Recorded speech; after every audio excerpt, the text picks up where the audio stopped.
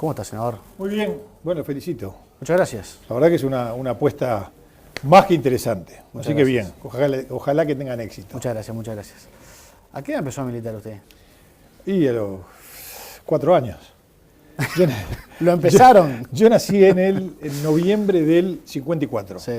O sea que la primera elección, bueno, ahí tenía días. Nací el 9 de noviembre, la elección habrá sido el último domingo de noviembre, tenía días, ahí no milité. Pero en la siguiente, que ya tenía 4 años, doblaba listas. Y en el 62, ya me llevaban a los actos. Y en el 66 también, en el 71 ya tenía 16 años, y ahí ya militaba con fuerza, ahí hacíamos todo lo que hacen los jóvenes, las pegatinas, las distribuciones, en las esquinas los folletos. Y después ya en el 80 milité con fuerza por el no, en el 82, que fue la elección de las letras, claro, milité por ABX y estaba en la lista de ABX. En el 84 tuve una militancia un poco menor por problemas familiares. En el 89 me metí con mucho más fuerza ahí. En el 94 fui electo diputado suplente, entraba a veces. Y en el 99 en una elección interna no fue muy bien, en la lista que yo encabezaba, no fue bárbaro. Así que encabecé la lista de la 15 a la elección nacional. Y ahí fue ahí fui el diputado de la 15 en el periodo de la presidencia de Jorge Valle. El que tenía el tema de economía, fui presidente de la Cámara, al final del periodo fui ministro de Educación y Cultura. Pero era Achugarri en el Senado y usted en diputados. Y cuando Achugarri se fue para el ministerio, atajando en todos lados. Pero bien, pero fue una experiencia que dio muchísimo trabajo, pero estábamos convencidos que con mucho esfuerzo se podía sacar al país de la crisis. Negociamos 1 millón de acuerdos, muchísimos salieron muy bien, de alguna manera con el esfuerzo de mucha gente, por supuesto que del presidente Valle, de Alejandro Achugarri, que cumplió una función fenomenal ahí, de sus asesores, entre otros Alfi. El país fue saliendo y salimos adelante.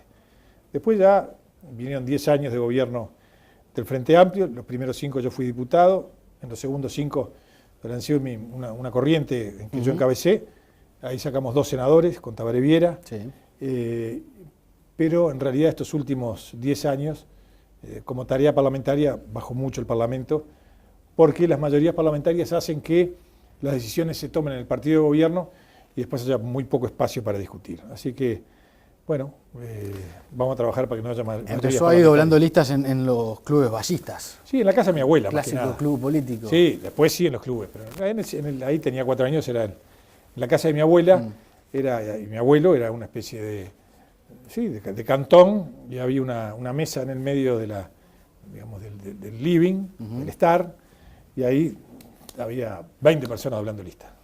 ¿Dónde están los vallistas hoy? Y yo creo que están en todos lados. Hay mucha gente que se siente vallistas que están en el Frente Amplio. En el Partido Nacional no creo que haya muchos. Y en el Partido Colorado están diseminados a lo largo del Partido Colorado. Nosotros, la diferencia que tenemos es que nosotros nos hemos definido como vallistas. Yo siempre trabajé en el vallismo. En todos los grupos que yo estuve se denominaron vallistas y a todos los grupos que yo le puse nombre, les puse vallismo. Primero, cuando empecé en el 2009, 2008 éramos vallistas del siglo XXI, después cuando hicimos ese acuerdo con Tabaré Viera fuimos propuesta vallista, ahora vallistas de ley. Yo creo que el vallismo es una forma de ser del Uruguay, es ese Uruguay integrado, es ese Uruguay de la clase media fuerte. Bueno, todas esas cosas me parece que son importantes y que definen una forma de sentir el país, ese Uruguay liberal, el Uruguay que acepta las posturas de los demás, el Uruguay que respeta la postura del que piensa distinto. Eso fue lo que hizo el vallismo en Uruguay. El otro día veía una entrevista de Luis Eduardo González en BTV, en el programa En la Mira, y justamente hablaban de eso, y Fito García le decía, los vallistas van a votar, se imagina Luis Eduardo votando a la calle Pou en un balotaje, y él decía, ¿quiénes son los vallistas? Decía Luis Eduardo González, como un poco... Sí. ¿Cómo se define hoy al vallista políticamente? Yo creo que el vallismo tiene una cantidad el vallismo tiene como característica principal ser constructor. El vallismo es el constructor del Uruguay moderno, del Uruguay feliz. La Suiza de América, como le llamaron en su época, o la República Feliz, o el pequeño país modelo de Valle Ordóñez. El vallismo tuvo esa capacidad de mirar 30 años para adelante y construir un país del que todos añoramos y que tiene una cantidad de cosas importantes. Reformas sociales, pero un país en libertad. Una de las cosas extraordinarias del vallismo es su liberalismo en el sentido de amor a la libertad. Valle Ordóñez fue un liberal. Él decía, si hay un partido liberal en Uruguay es el Partido Colorado, pero liberal políticamente, liberal en el sentido del respeto, de la tolerancia por el que piensa distinto. Esas cosas son centrales en el vallismo. Esas cosas no están en todos los partidos, o por lo menos no en todos los sectores de los partidos. A mí cuando me dicen en el Frente Amplio y vallistas, bueno, puede haber, pero claramente hay sectores en el Frente Amplio que no tienen ese aprecio, esa defensa, esa pasión por la libertad que tenemos nosotros. Así que, ¿qué van a hacer los vallistas en el balotaje? Bueno, vamos a votar a Bordaberry. Ahora vamos a ir a eso. Me adelanto a la pregunta. Antes de que me pregunten, digo, en el balotaje vamos a trabajar para que esté Bordaberry. Si no está Bordaberry, y vamos a trabajar para cambiar el gobierno. Ahora le voy a preguntar sobre eso, pero usted cuenta las buenas sobre el vallismo.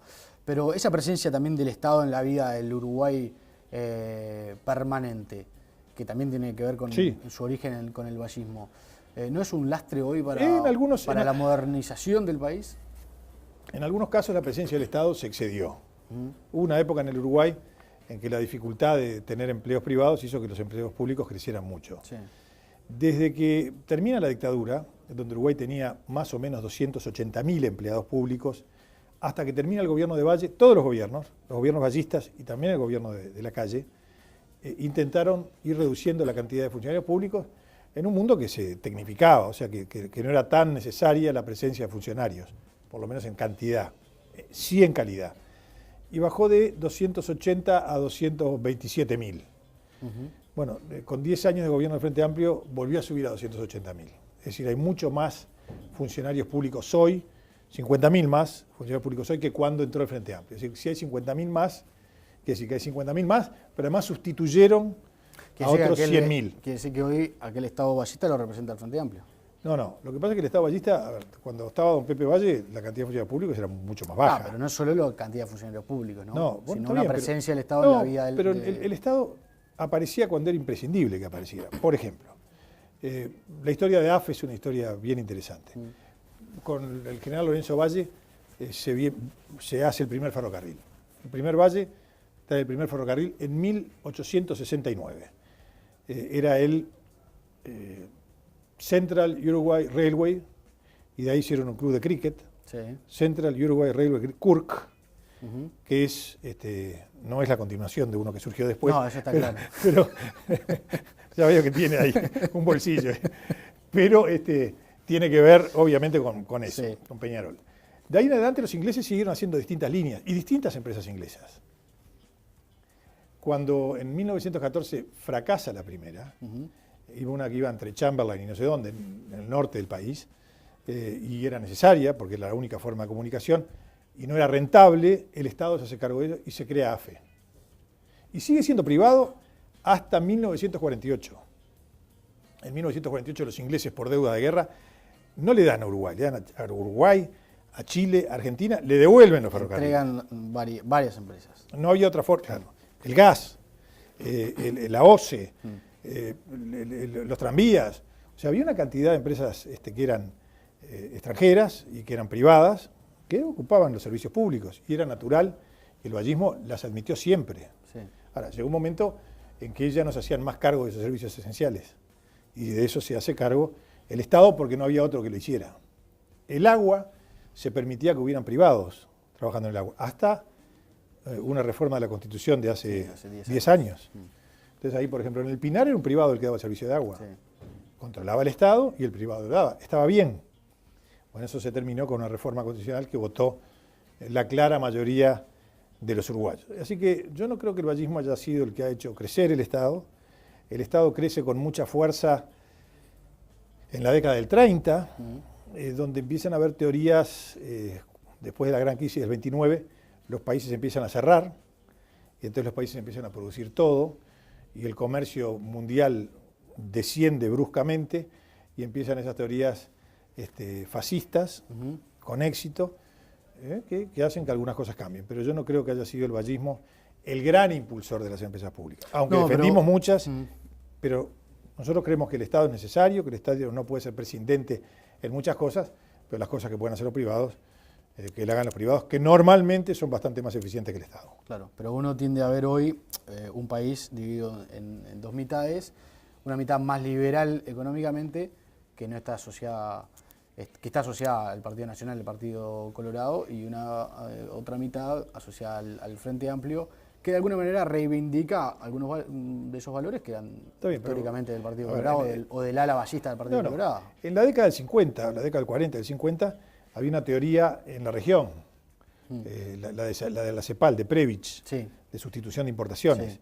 Entonces el Estado las fomenta las industrias locales, fomenta una cantidad de cosas, y naturalmente eso fue así en toda la región.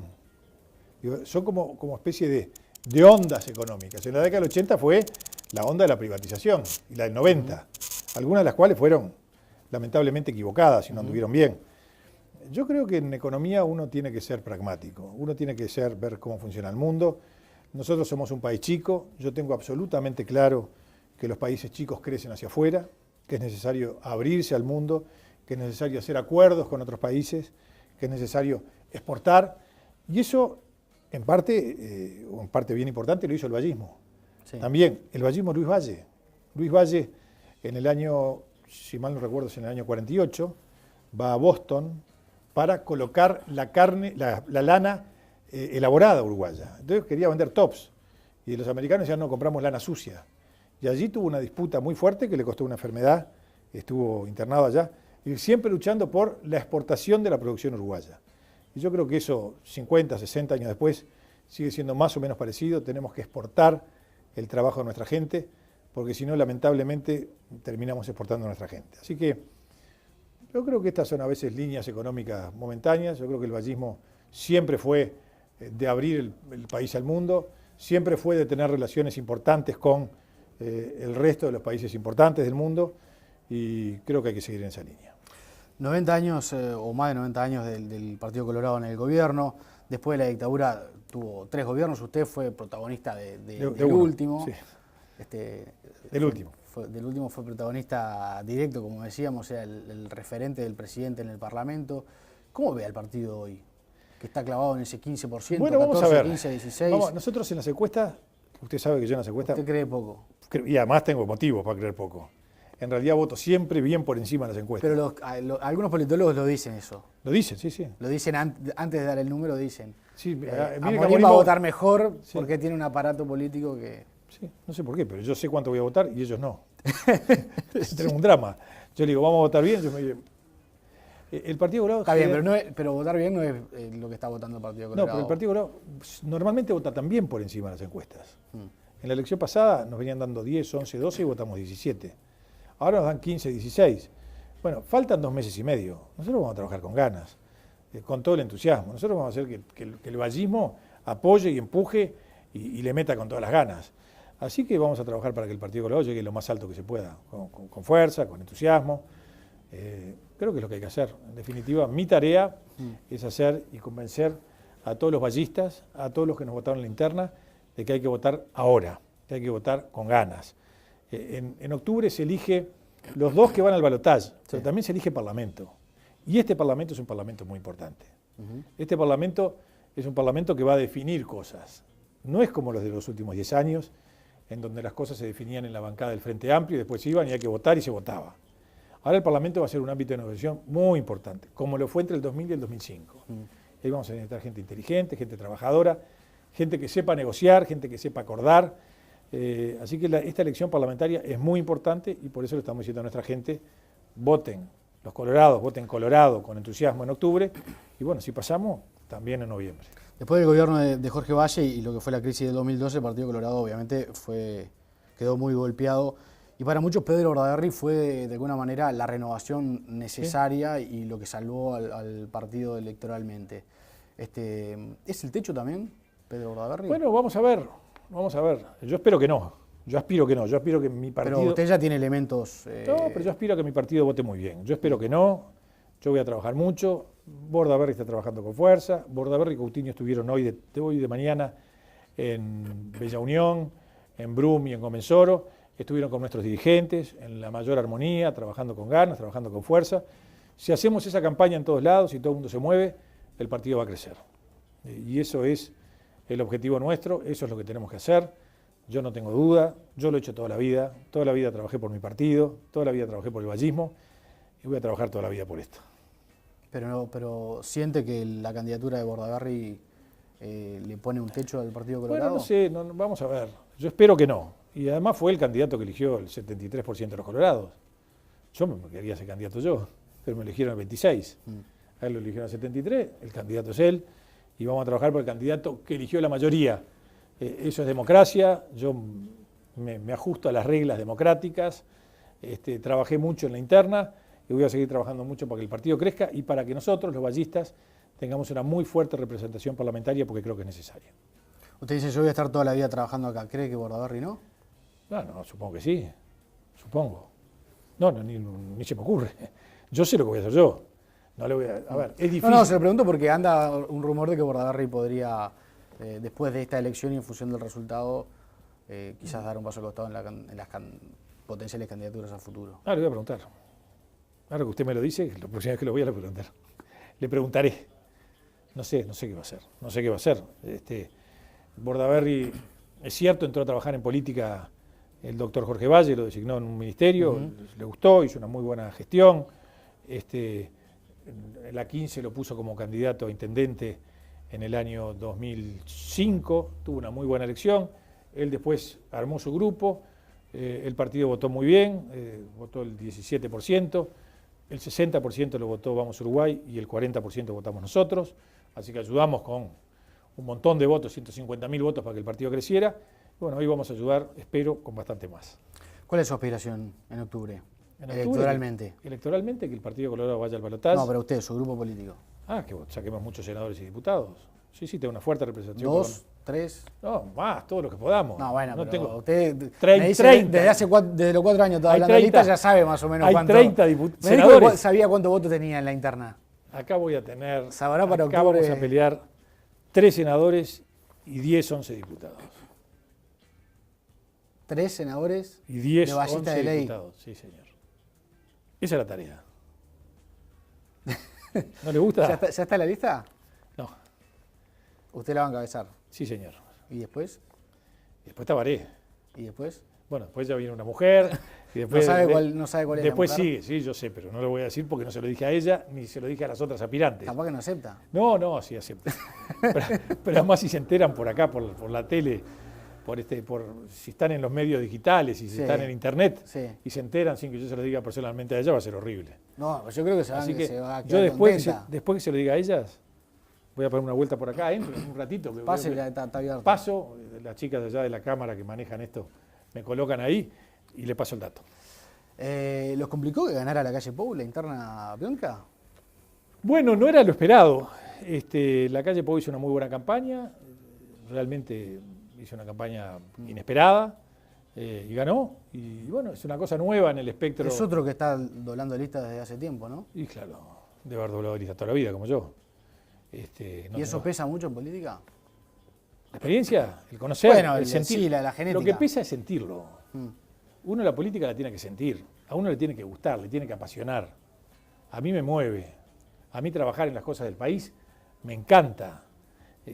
Yo hoy de noche me voy a Atlántida y mañana de noche tengo una reunión no sé dónde. Y el jueves de noche estoy en Jung y el viernes y sábado estoy en Artigas y así estamos recorriendo el país permanentemente. ¿Estuvo Salinas?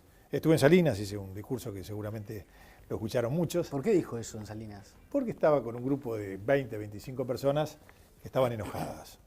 Había un grupo que decía que no quería votar al Partido Colorado y me decían que querían votar a la calle. A ver, generalmente al ciudadano común eso le parece raro. En realidad en las internas de los partidos es bastante común eso, que haya mucha camiseta entre grupos políticos, sí, ¿no? claro. Pero además tenía otro inconveniente, que no sabía que había una cámara. Nah. Sí, absolutamente. Ahí estamos viendo las imágenes. Que te estoy viendo. Pero no sabía que había una cámara. Entonces, estaba en una charla... Pero si hubiese sabido no hubiese dicho lo que dijo. No, si hubiera sabido, uno se controla un poco más porque ahí estaba una charla con dirigentes enojados. Con dirigentes que estaban muy enojados. ¿Por qué estaban enojados? Por la forma de elección del vicepresidente. Estaban molestos. ¿Que usted hubiese sido el candidato a No, que yo no. Yo nunca planteé ser yo, No, pero los militantes... Sí, capaz que querían que fuera yo, pero yo quería que fuera alguien del sector para que estuviera todo el partido representado en la fórmula. Pero bueno, ya pasó y adelante. Entonces empiezo ahí a conversar y la gente me salta, no, que yo no quiero. Entonces les explico, bueno, ¿ustedes quieren votar a la calle? Sí, bueno, ustedes votan en octubre al Partido Colorado. ¿Pero los ballistas quieren votar a la calle? Sí, absolutamente. Perdón, con un agravante. Con un agravante. Estos eran ballistas que vienen del Frente Amplio. ¿Cómo es eso? A ver. Estos eran gente que estaba en el Frente Amplio. El principal de ellos fue edil del Frente Amplio en el periodo 2000-2005. ¿Quién es? Lito Cano. En el periodo 2005-2010 no sé qué hizo, supongo que no hizo nada. Perdón. En el periodo 2000-2005 fue edil de la 15. Sí. En el periodo 2005-2010 fue edil de la 21-21. Y vuelve al partido. Y al frente no quiere votar nunca más. Nunca más. Entonces, el balotaje para ellos y para la mayoría de la gente no es que el Colorado se entusiasme por votar a la calle. No. En el balotaje la gente normalmente vota, descarta. Y entonces toda esa gente dice al frente no lo voto nunca más. Entonces quiero votar a la calle porque piensan ellos que, tal cual dicen las encuestas, la calle va a estar en la final. Entonces cuando yo digo, bueno, si quieren votar a la calle, lo votan después. Y me dice, ojalá, me dijo una señora. Yo, no, ojalá que gane nuestro. Para eso vamos a trabajar nosotros. Sí. Pero cuando uno tiene que... Esta charla que hice yo ahí, la hice en 30 lugares distintos. Diciendo no es lo mismo. Claro. Pues yo tengo que convencer a la gente colorada que vote al Partido Colorado. Pero usted va a todos los lugares y dice que la calle Pou va a ser el que va a estar en el balotaje. Yo digo, nosotros tenemos que trabajar con todas las ganas y votar ahora al Partido Colorado. Pero creo que la calle Pou va a ser el que gana. No. Usted dijo ahí, para mí gana el de la bandera, dijo. Porque había una señora en el fondo que me dijo, gana la calle. Pero no le eche la culpa a la señora del fondo. ¿Usted vio era un diálogo. No, lo vi. Era un diálogo. Sí. Era un diálogo. Yo tengo claro, yo voy a trabajar para que el Partido Colorado vote notable. Pero hasta por un tema de egoísmo. ¿Qué quiero yo? Yo creo que el Partido Colorado vote notable. Y yo quiero sacar muchos senadores y muchos diputados. Y quiero tener una influencia ballista en el Parlamento. Si el Partido Colorado vota poco, yo voto poco. Porque yo no voy por el costado, yo voy dentro del partido. Sí. Así que es lógico, nadie va a pensar que yo voy a trabajar contra el Partido Colorado. Ahora también digo, cuando a mí mucha gente me dice, ¿y después qué votamos? Y bueno, ojalá votemos a Bordaberry. Yo voy a trabajar para que votemos a Bordaberry. Y si no, bueno, yo quiero cambiar de gobierno. A mí la gente en la calle me para y me dice, hay que cambiar el gobierno, hay que cambiar. Bueno, entonces yo quiero cambiar el gobierno y yo tengo que ser claro en eso. Esa es mi posición, no es una posición ni de sector ni de partido, porque todavía no la tomamos y porque ahora lo que tenemos que hacer es que el partido llegue al balotaje. Después, mi apuesta grande es cambiar el gobierno. ¿Y usted confía en la calle Pou para cambiar el gobierno? En el caso de que no sea Pedro confío en que con Vázquez no cambia nada. O sea, lo único que yo tengo claro es que con Vázquez no cambia nada. Quiere decir que usted integraría un gobierno de coalición junto al Partido Nacional. Ya hay un programa claro y qué es lo que queremos hacer, sin lugar a ninguna duda. Sí. No, a ver. Ahora uno lo ve, faltan semanas para la elección. Como creo que el Partido Nacional debería hacer un acuerdo, una coalición con nosotros y ganamos como lo hizo antes. No, es que él necesita hacerlo, ¿no? Claro, o sea, es necesario. Pero ahora, perdón, posible... le voy a decir más. Si gana Vázquez, va a tener que hacer un gobierno de coalición. Porque no va a tener votos para sacar sus proyectos. Bueno, para algunos proyectos de ley va a tener que... y para otros va a tener que pelear como loco. Entonces la lógica es decir, bueno, hagamos un proyecto... pero no es lo mismo que tener que armar un gobierno de coalición desde el arranque, como tendrían que hacer blancos o colorados si ganan. Yo creo que Vázquez, para tener mayorías parlamentarias, va a tener que hacer acuerdos antes de asumir. Yo creo que sí. Ahora, uno lo ve de afuera y dice, los colorados se están peleando entre ellos y todavía pretenden hacer un gobierno de coalición con los blancos. Eso va a ser otra que colcha de retraso. Los colorados tenemos diferencias entre nosotros porque somos dos sectores. Es natural que tengamos diferencias y tenemos diferencias civilizadas, diferencias con respeto. Yo tengo un diálogo permanente con Bordaberry desde siempre, porque además nos sentamos en el Senado al lado. No tengo ningún problema personal, tengo algunas discrepancias en algunos temas, por supuesto. Hemos tenido una comisión de programa en el partido que nos hemos puesto de acuerdo en algunos de los temas y me parece que eso también es positivo. Así que yo no tengo ningún tipo de enfrentamiento. Es natural que tengamos diferencias, si no seríamos un solo sector. Sí. Acá somos dos sectores claramente definidos, el nuestro en fuerte crecimiento, crecimos de la elección pasada hasta ahora el doble, así que venimos bien. Y es bueno que el partido tenga dos sectores, pero podemos gobernar juntos, por supuesto, sin duda. El Partido Colorado siempre tuvo dos sectores y siempre hubo diferencias. Las últimas entre la 15 y el Foro. Antes era el pachequismo y la 15. Nunca eran tan públicas, ¿no? Siempre. Generalmente los Pero blancos Jorge eran... Valle cuando decía me arrancaron el brazo sin anestesia. Usted era chico. Decía ¿Se acuerda de eso? los caciques y los indios. Los caciques y los indios. Decía, me arrancaron, refiriéndose a Sanguinetti, decía, me arrancaron el brazo sin anestesia. Y había un caricaturista muy bueno en el país, que sigue siendo el mismo, Arocha, que le dio vida al brazo y el brazo se movía, iba para un lado y para el otro. No, siempre hubo diferencias, siempre con respeto, y después se ganaban las elecciones y trabajamos siempre en el gobierno unidos y con fuerza. Así que en ese aspecto yo no tengo dudas. ¿Usted está seguro que no va a haber mayoría parlamentaria? Absolutamente. Creo que no vamos a ganar nosotros con mayoría parlamentaria, ni la calle, ¿Y el frente? y tampoco el frente. ¿Por qué no? ¿Por qué no? Porque lo veo, lo palpo todos los días. Pero, Porque la gente me dice, yo voté al frente y no lo voto más. Antes, yo durante 20 años corría atrás de colorados que se iban a votar al frente. Ahora veo que hay una cantidad de gente que votó al frente que vuelve. Pero y eso no precisa una encuesta, eso es... Sí, pero es innegable que el país ha cambiado en los últimos 10 años, ¿no? Sí, claro. Sí, ha cambiado. Sí, hay mucho más delincuencia, la salud pública está mucho No, peor. Pero usted sabe que de 2004 a 2014 el país es otro. Sí, Usted claro. sufrió el 2004 en el gobierno. Mire, el país empezó a crecer en 2003. Del 2003 creció con mucha fuerza hasta ahora. Ahora empezó a flaquear. Nunca hubo una etapa de crecimiento tan fuerte en Uruguay, ni en la región. Porque no creció solo Uruguay. Creció Argentina, con un gobierno malo. Sí. Creció Chile, con un gobierno bueno. Creció Paraguay, creció Brasil, creció Perú, creció Colombia, crecieron todos los países de la región. Todos crecieron muchísimo, salvo Venezuela, que es un caso especial de desastroso gobierno. Pero todos los demás países crecieron con muchísima fuerza. Eso quiere decir que hay más trabajo, que hay más dinero, que hay más ingresos. Y entonces la gente en Uruguay vive de una forma distinta de la puerta de la casa para adentro. Sí. Allí tienen esos televisores chatos, tienen lavaplatos, en fin, empiezan a tener cosas que no tenían antes. Tienen buen ingreso, pueden hacer algún viaje, se compran Tiene ajustes salariales, se compran una moto, gana más. todo eso de la casa para adentro. Notoriamente este crecimiento del país, que es crecimiento de la región, que yo creo que no es mérito del gobierno, porque todos crecieron, de la puerta de la casa para adentro. Bueno, en Venezuela... Salvo Venezuela, bueno, sí, Venezuela es un... ¿Se puede hacer bien o se puede aprovechar o no? Es decir, de los 10 países hubo 9 que lo hicieron bien y uno que lo hizo horrible. O 9 que la llevaron y uno que fue tan desastroso que no creció. De la puerta de la casa para afuera, ese ciudadano que de la puerta de la casa para adentro está mejor, está mucho peor. Ese ciudadano tiene miedo de salir. Ese ciudadano tiene miedo de las rapiñas, de los hurtos, de la creciente delincuencia. Ese ciudadano que manda a sus hijos a la escuela y liceo público ve que es un desastre, que la educación no ha mejorado, sino que ha empeorado. Ese ciudadano que vive en Montevideo o que viaja ve que las calles son un desastre, que la mugre está en todos lados, que no hay iluminación, que está todo complicado. Ese ciudadano que tiene que ir a la salud pública o privada, ve que la pública está muy mal, y ve que la privada está mucho peor de lo que estaba. Pero ese ciudadano también vivió el 2002.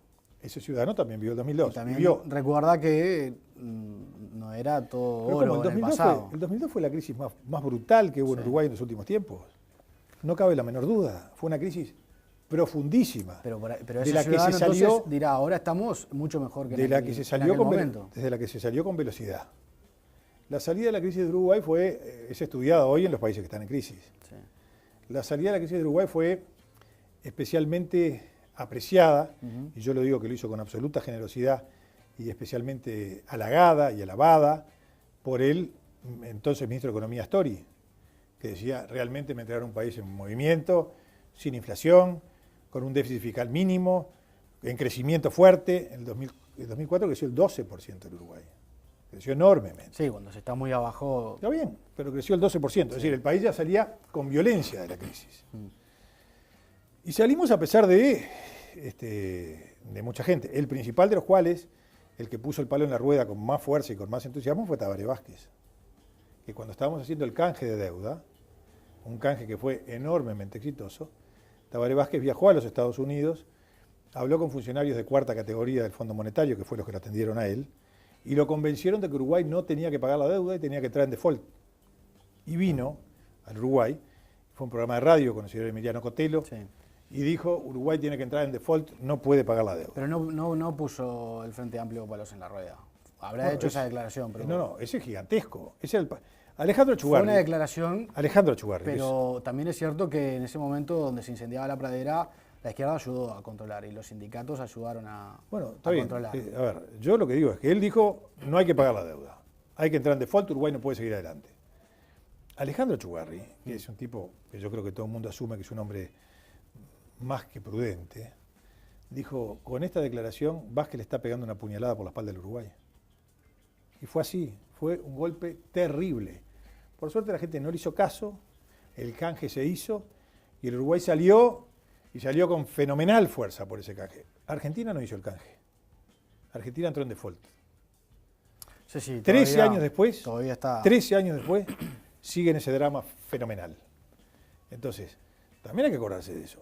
¿Qué hizo el Frente Amplio? Bueno, el Frente Amplio en el 2002, en el fin de semana del 4 y 5 de agosto del 2002, votamos una ley para traer 1.500 millones de dólares para salir de la situación trágica que tenía el Uruguay. El Frente Amplio votó en contra, todos votaron en contra. Pero a favor, ¿qué hizo?